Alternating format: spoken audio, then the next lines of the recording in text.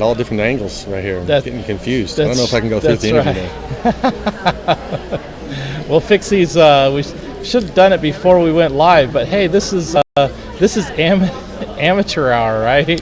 That's right. That's why you have me on, right?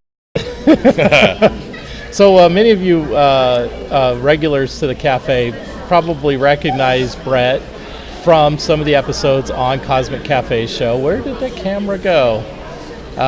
It's not easy talking and producing a show at the same time. Bret, why don't you tell them about what you're doing today while I try and find that camera. Those of you guys familiar with the Cosmic Cafe show, I've been on a couple times and talking about aliens and demons, talking about what's going on Earth in terms of religion and spirituality and how the ETs mix in with that.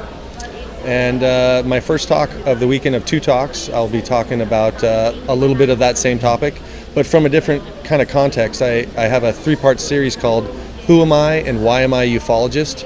And in that 3-part series, I describe how human consciousness, plays a role in the UFO investigation on obviously deeper levels than just the mainstream investigation, right, or the top level investigation. There's many deeper levels, and I mean, if we're expected to investigate species that have higher technology, that have longer lifespans, that know us better than ourselves, and we think we're going to just jump out there and investigate them as if we're some kind of an expert when we don't even know ourselves, that's a huge problem. And I think it's affecting ufology today. I think many people, not just ufologists, many people are not honest with themselves about the reality that they perceive. So I'm going to be describing the fuzzy nature of our reality, and because of that, how humans can't really know anything. What we call knowing is in a very limited context. And I'm going to give 2 examples of how using cross-referencing and pattern recognition, which are the tools we use in lieu of actually being able to know something. I'm going to use cross-referencing and pattern recognition to be able to answer 2 questions. 1, is ufology a spiritual pursuit? And 2, are some aliens demons? So, that was one of my favorite, when you actually came on the show before, that was one of my favorite things, is are aliens demons? I'm going to, adjust your headroom. There we go. That way we're not giving you a buzz cut. Yeah, that looks a lot better, huh? No scalping for Bret? Okay, no not scalping yet anyway. For Bret. That's right. Wait till after the show. We'll go with Bret full cam right there. There we go, everybody. Yeah, there's I can see Bret. my crooked nose. Wow. Interesting. He also has bad breath, just so you guys know. So if anybody was wondering. I had to match your BO, so. Actually, yeah, I did forget to put on the deodorant after I took that shower a couple of weeks ago. Maybe that was my breath. I just smelled off the side of your shirt. It might have been. So anyways, and as you can see, there's still people in the hallway. People are also in the lecture hall. Who is speaking right now? Patty Greer is in the small room, and Holly Cook is in the big room. Oh, okay. Yeah, we got a full, somebody finally dropped by the agenda of what's going on.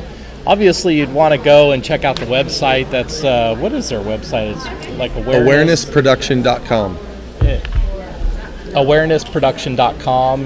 But the better thing is just come here to, if you're in Sacramento especially, come by the, what hotel are we in We're again? at the Crown Plaza Hotel, silly. It's called Research. Lord. Is that what that logo We're in was? Sacramento, by the way. Oh, yeah. Well, California, planet Earth. I know Sacramento. I was born here, but anyways, well, I'm just really thrilled to see Bret and have you come by the cafe. It's been a while since had you on the cafe. I think the last time, was it studio or was I doing a live stream? It was in studio, I'm pretty sure. No, I did a Skype. I did a Skype with you. Oh, that's right. Okay, right, for your daily show. When I was doing the daily show before I got this new job, and I had to discontinue the daily show. Oh, I wonder what happened. I thought it was my jokes. It was your jokes too, but it was that too. Wow. Well, I always thought I was being funny by mentioning it. If you're going to bring it up, then touche, my friend. Touche. So, do we have any questions from anybody in the Facebook lounge? We call it the Facebook Lounge now. How swanky. How swanky, yes. Very nice. Actually, there is a banner. They were nice enough to put up a banner for us. It's called the Cosmic Cafe Lounge here. So people could go to the lounge and go on the show. Isn't that, so we're kind of in the official Cosmic Cafe Lounge area. And producer of the event today, Javier, is the one. Bret, let's get you a little more light. Is that a little bit better for you? I've been told that by many spiritual people. I need more light. Yeah, there we go. We'll lighten you up a little. There we go. Okay. See, he looks better already, right? If you say so. I think he's shy being on the big cam. There we go. This is the fuzzy cam. I think it's because I got a thumbprint on the camera lens right there. Right over my face? It's over my face too, though. Oh. But I couldn't tell. As you can see, most people right now, that's why it's so quiet out there. Everybody's off at the different speaking events. And later when Bret is speaking, it's probably going to be a ghost town out there. Hopefully. Nobody will be out there at all. Hopefully. So, and that's coming up in about, what time you're supposed to, about 3:30, I'm right? at 3:30 today and also 3:30 Sunday. 3:30 today and 3:30 Sunday. So we'll be here Sunday as well. But make sure if you are around, get over here to the Cosmic, get over to the Cosmic Lounge. Drive over to the Facebook parking lot. Get over to the Facebook parking lot next to the Holiday Chin. Ooh. Bought by the Chinese? I guess so. Hey, so anyways, no, seriously though, Crown Plaza here. Get on over. There's a lot of great things going on. Let's get off the main thing and get back over here. I don't like that camera shot as much. I like that one better. See? Doesn't that look better? It's sharper. Is it that camera right there? It's that camera. It's that camera right there. Okay. There's so many cameras pointing at me. Which one's the CIA camera? The one up there. Oh, that was it's the one that's monitoring the room. Right. Yes. Before I had the camera that's on you, I had it sweeping around, catching the people in the main entrance that people can't see now. And I don't have enough bandwidth to add an extra camera. I'd like to add one more, but that's why we have the Facebook, because that's going totally separate. And we have some people in the Facebook lounge right now. Hi, people. Hi, people, and maybe aliens. And maybe aliens, yeah. So for the people that are just joining us again, I think you kind of briefly touched on it, but seriously, though, the people that are going to be here or who are coming over, what can they expect to see from your speech today, or if they can't make it today, Sunday? I just described what I'm going to be talking about today, so let's talk about tomorrow. I'm really excited about tomorrow as well. My lecture title is called UFO PR. Okay. And I'm going to unveil evidence to suggest that that the occupants of UFOs are perpetrating a formal public relations campaign upon human consciousness. Mm-hmm. And of all the questions this brings up many questions. One, was public relations even invented on Earth by E.L. Bernays, Ivy Lee, or Robert Crittenden, as is attributed in history? Yeah. Because what it would appear to me to be is a universal protocol that was developed off-world, right? Oh, interesting. I think humanity's in for a real surprise. Maybe not people at this conference, say, because they may be a little further along the path of awareness and waking up. But I think humanity is going to be in for a surprise as to how much time has been spent by humans on Earth, far longer than the 8,000 to 10,000 years of, say, modern society. Right. Far longer than the 30,000 to 50,000 years that we've been given for the emergence of Homo sapiens. Yeah. According to the Mayas, let's say, for example, human beings are millions of years old. Yeah. And we're in our fully evolved state now, but we're asleep. And that's part of why conferences like these, I think, are getting more popular. Because even if you aren't, quote unquote, let's say, awake, I've talked to several people that aren't into UFOs or conspiracy theory or anything like that, chemtrails, whatever. Right. And they just feel something's wrong. Yeah. And I think that general feeling is spreading. And so slowly it's causing more and more people to start to seek out answers. And that's why events like this are so important.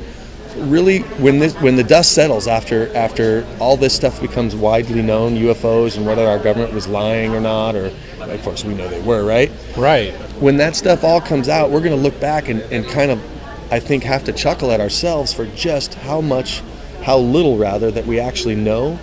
But we think we know a lot, right? Just like a little kid, right? A teenager thinks you know everything, right? Absolutely. And your mom or dad says, wait till you grow up, you'll see things differently. Yeah. I had no idea what they meant when they told me that, right? Well, now I see that metaphor with humanity. Yeah. We're the kids of the cosmos. And the kids of the Cosmic Cafe? And that too. Yeah. Right. I like that. And right. You need to interview someone from Jupiter, right? That would be pretty cool. I've seen a couple of people that would have been good candidates as being from Jupiter, based on their size. Okay. Big people are from Jupiter? No, not necessarily, not stereotypically speaking. Right. Just, stereotypically, they're shorter, right? No, I'm just kidding. We don't know that there's people on Jupiter, but I love kidding around with this guy. He's a great guy. He brings it out of me. He really does. As you could tell. Did I lose my track of thought right there, too? I'm sorry. I apologize. I did. I totally messed with you. That was probably my fault. No, I'm sure it was mine. To wrap that up, though, I'll be talking about magic again, as usual. Magic is an overarching theme with most of my lectures. That's really good stuff, everybody. Make sure. Yeah, it's the food of consciousness: ritual, symbols, and intentions. Right. And those three together are the tools that, whenever they're used, I describe as magic. Yeah. When you're using those three tools, you're making magic. And what I began to deduce, as we've talked about on your show, is that when you really look around, you see everything is ritual, symbols, and intentions. That's what humans live and breathe. So much so, I would consider us to be Homo magicus. Not necessarily Homo sapien, we're Homo magicus. We live and breathe rituals, symbols, and intentions. Knowing that going into a UFO investigation is really important, but also on a bigger level, and this is towards my talk on Sunday, there's a societal magic where society itself can be viewed as one big ritual, and how we're all participating in it as consumers, right? And we're magically giving over some of our spiritual energy in the form of this little green paper that really, at this stage, is not even gold-backed. It's a legal fiction. It's not worth anything, right? By the way, on you? I don't. Matter of fact, it's in the room. I hope no one's taking it right now. I was going to say. I hope it's not being beamed up to the mothership. It's not worth anything. I'll be happy to. Well, the only reason why it makes it worth anything is because we all agree that it is. See, now that's the magic. It's folks. Consensus reality. And I first learned that from Jordan Maxwell, renowned world scholar Jordan Maxwell, cult scholar.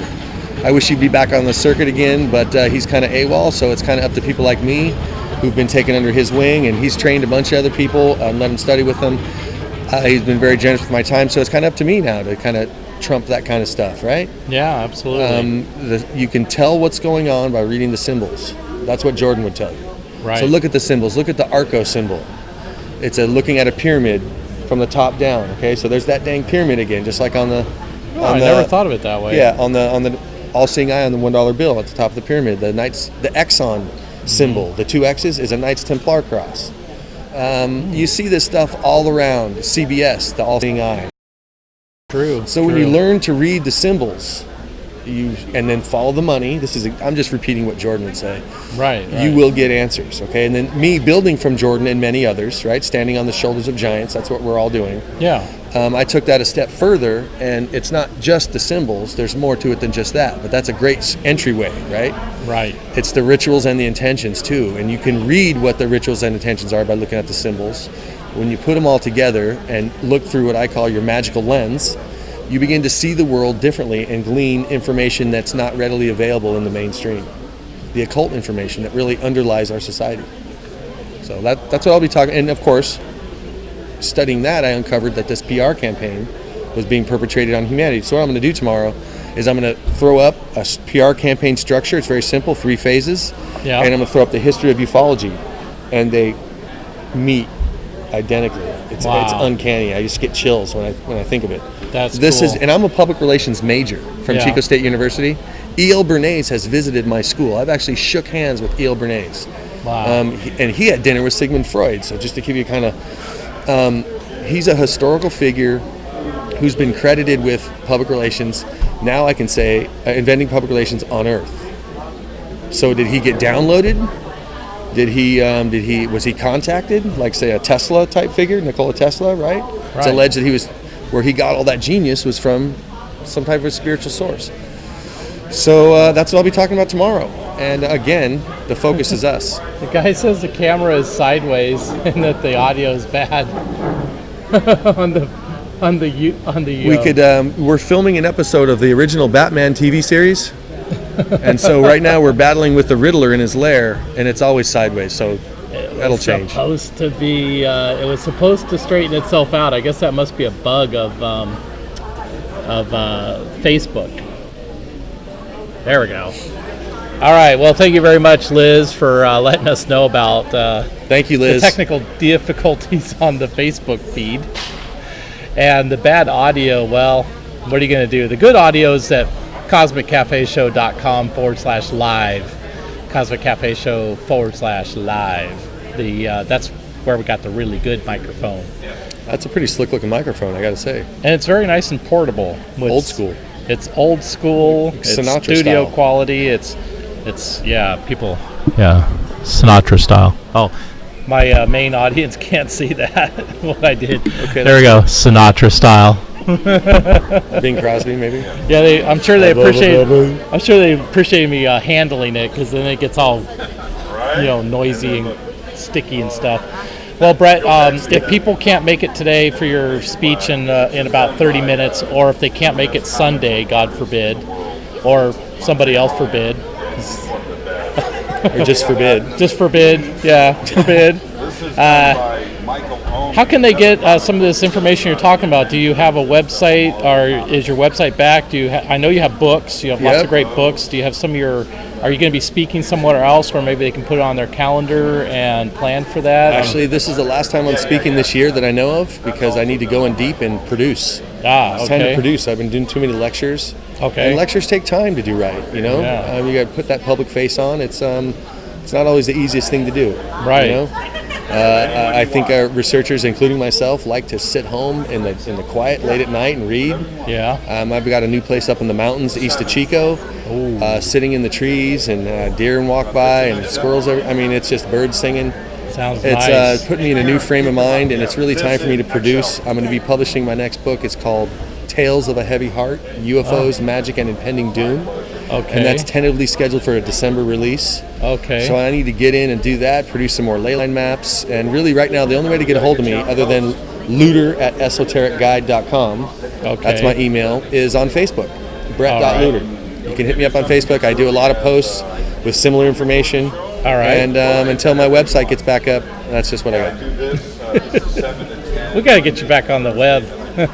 Sure. But we got you on Facebook. Yeah. And always a pleasure. Yeah, and I think I have your email address posted on the main Cosmic Cafe show on your bio. Okay. There, since you've been on Cosmic Cafe show before. Okay. I know you want to prep and get ready for the shows. Is there anything else you want to tell? Yes. He has to what? Primp. I said prep, but he says primp. And he didn't even ask. And there's Javier, the producer of the whole show. He's standing right behind, or in front of us, behind you folks. So, come take a peek real quick. Get your face in here real quick. Get your face in here. This is Javier's a Javier. good friend. Guys. There you go. There we go. A little bit further. Come in a little Squeeze further. in. Squeeze in. Little buddy. That's right. That's right. We're all having a good time over here, you know? We're going to have a better time later tonight, but that's not for broadcast. Exactly. Right. That's disclosure. That's disclosure. Right. Okay, thanks, guys. All right, Javier. We'll see you later. See you, buddy. Appreciate it. See you soon, Javier. Thanks for having me, man. All right. So, anyways, anything else you want to say before we let people go? Why don't you? So you got the book coming out. Why don't you reiterate that? They'll be able to find it on Amazon, or I'll link to it. I've on had my trouble side, with or? Kindle. Oh, Kindle's really screwed me with my first book, so I'm not going to use them again. All right. Scratch Amazon. It's like trying not to use Federal Reserve notes, right? You know they're fake, but you just got to use them. So maybe Amazon's going to be involved in there somewhere, but right now you can hit me up on Facebook. Right. And just email me. That's Okay. I don't know when my website's going to be back up. It got hacked, and I'm just having trouble with tech guys right now. All right. So again, your email address. I'll make sure I add it to the post for this video. But it's Bret@esotericguide.com. It's Lueder@esotericguide.com. I'm sorry, Lueder at esoteric, Close. and that's Leuder. Lueder. Did I say it the other Strike way? 2. You want to go for strike 3 before we get off? No, I got to spell correct. Yeah, let's go for strike 3. And it's John Doe. It's Bret with 2 T's. No, it's Bret with 1 T. Yeah, I got that right. That's okay, good. Bret with good. 1 T. Only 2 or 3, or 1 or 3. Right. That's good. Yeah. All right. So, anyways, what was that song? 2 out of 3 ain't bad. 2 you got out 1 out of 3 ain't bad. I don't know what song that was. He's reggae. Speaking of which, I've been listening to a lot more Caribbean reggae type music lately. All right. Chilling out really helped a lot. Actually, Bret's got some fascinating information about. Do you want to just tell people real quick? About reggae or do you have to go? Just real quick, I have a theory that roots reggae artists like Bob Marley were not just traveling the world touring, smoking enormous amounts of marijuana and shagging white women of all countries. Although there's a lot of evidence leading to that. Although there's a lot of evidence leading to that, right? But Bob Marley, let's say, just to use him as an example, he's the most well-known. was on a mission to change consciousness on the earth. And their theory was that if they could propagate a certain rhythm or frequency, which they call the Nyabingi, it's the heartbeat rhythm. Yeah. It's gone through an evolution. It didn't always used to be the heartbeat rhythm, but 4/4 time, like they use in rock and roll, is seen as by the Rastas as a rhythm that can unlock consciousness in a very short amount of time. And so they had their own version of that, and they use that in their music. And so what they're doing is they're not just doing a concert. That's how we would see it in the West, right? Go to a music concert, have fun, drink some beer, maybe smoke some pot or whatever, cigarettes, cigars, whatever you got going on. Yeah. But they see it as a ritual. The Roots Reggae Rasta guys are ritually trying to alter consciousness through a certain rhythm. It's shamanic, right? And then the lyrics to the songs are like alternate news stories. They're like 4-minute versions of conferences like these, when they're telling you about, for example, Damian Marley has a song called Educated Fools, and it's almost like a quote from Jordan Maxwell. Okay. And I compare those two sets of lyrics in my first book, Song in Your Heart, which was Volume 1 of the 3-part series called Esoteric Guide to the Reggae Vibe. Volume 2 is Tales of a Heavy Heart, UFOs, Magic, and Impending Doom. And Volume 3, which will be due out in a couple years, is called The Hyperdimensional Hydrosonic Photovoltaic Heart. And that'll be all about souls and all kinds of really deep stuff. Wow. Just taking it out there. Well, we're definitely looking forward to a lot of that, and thanks Wonderful. for stopping by the cafe. Always a pleasure, as my usual, friend. my friend. Thank you for having me. We won't mention anything about the later. Well, then don't mention it. And have a great speech. Thank you very much. Well, I guess we won't be broadcasting it here, but the people who've paid to come in today, and hopefully you'll come back tomorrow and meet Bret. And or where can they buy your books? Because you got a ton of books. You can still buy them on Amazon.com. Okay. Right? Okay. Good. I don't get any money from it, but my book company does. Oh well, it shows popularity. And then if you can get a copy of my first book on Kindle that's not screwed up, please, because everyone that has paid $25 for one of those books has been screwed, and so they've had to give their money back. So, really, and that was starting in 2009.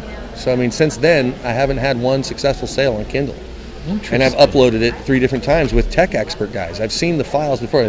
They keep saying, "Oh, the file's corrupted." The file's not corrupted, you know. So I just haven't had time to deal with that.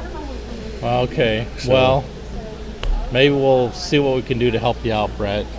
Yeah, okay. I don't know anything about Kindle, but I just read from it. Yeah. I'll figure it out. Maybe somebody watching this will get in touch with you that knows how to fix it. Maybe. That would be great. I'm open to hear what people have to say. If that's Absolutely. All right, everybody, I'm going to wrap up the show here, and we'll check back in a little bit when we have another guest. There are lots of guests. Here I have in the queue several other people that want to be on the show, so hopefully we'll have them. You can watch our hashtag on Twitter and on Facebook, CCS Live. Thanks so much for tuning in.